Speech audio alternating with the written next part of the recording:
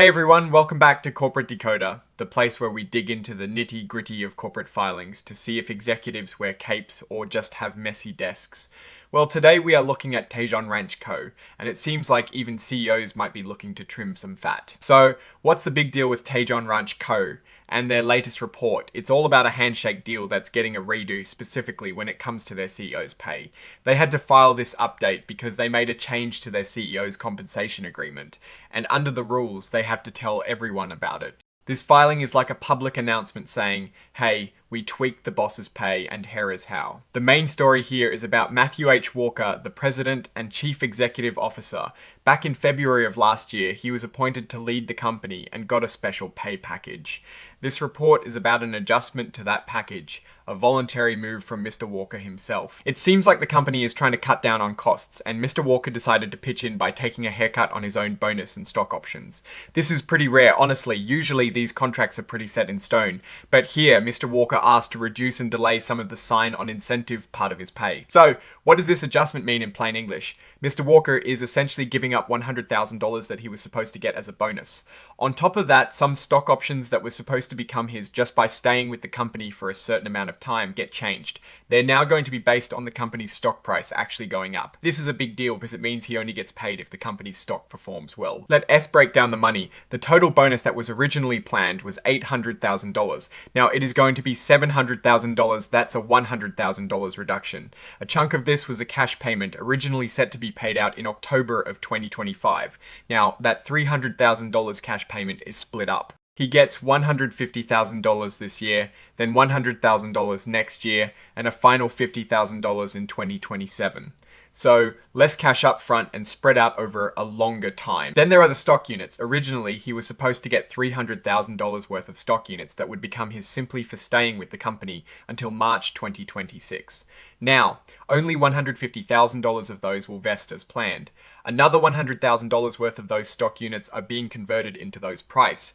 Vested units we talked about, meaning their value is tied to the stock price. And the final $50,000 of those stock units has forfeiting those completely. So, less guaranteed stock, more performance-based stock. Finally, there was an initial grant of $200,000 in price vested units, which are also tied to the stock price, with a performance deadline in late 2027. Now, $50,000 of that grant is being forfeited, but here is a little twist. $100,000 of those stock units that were converted from the RSU grant are being added to this price, vested unit pot. So, the total potential payout from these price vested units becomes $250,000.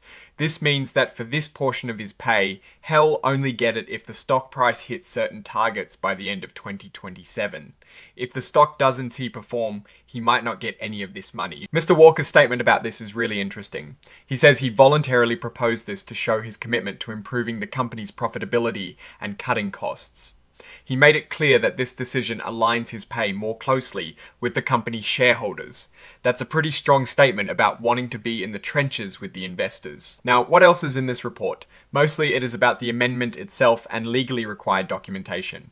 They've included the actual amendment document as an exhibit, which is basically the legal paperwork detailing all these changes to the CEO's compensation. This exhibit is the full, detailed contract amendment. It is where you'd find all the precise legal wording and all the specific stock targets if you wanted to dive really deep. And finally, the report is signed off on by Michael R.W. Houston, who holds a pretty important title, Senior Vice President, General Counsel, and Secretary. This just means the company's top lawyer is signing off, confirming that all of this is on the up and up, legally speaking. Now looking at this whole situation with Tejon Ranch Co. and their CEO's pay adjustment, what is the real story here? On one hand, you have a CEO voluntarily taking a pay cut and agreeing to tie more of his compensation to the company's stock performance. This can be seen as a really positive signal. It suggests strong leadership that's willing to share the risk and reward with shareholders, especially during a time when the company is looking to streamline operations and cut costs. It shows alignment and a commitment to profitability, which is exactly what investors want to see. However, we also have to consider the context. This kind of voluntary adjustment, while commendable, can sometimes be prompted by a company facing headwinds. If Tejon Ranch Co. wasn't already trying to manage costs or improve its financial health, would the CEO be making these overtures?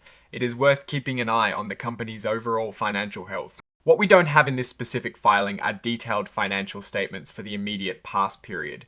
This report focuses purely on the compensation adjustment. So while this move by the CEO is a good sign of intent, we'll need to look at other filings to see the actual financial performance that might be driving these decisions.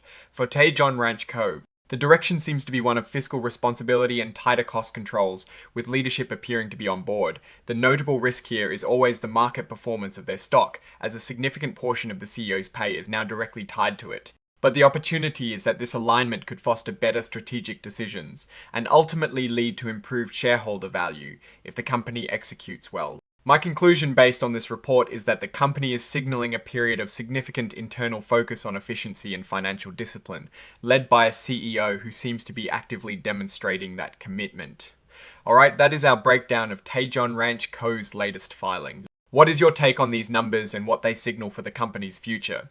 Do you think the CEO's move is a genuine sign of good leadership or a response to underlying financial pressures? Drop your thoughts in the comments if this analysis was valuable. Hitting that like button really helps, and subscribe for more deep dives.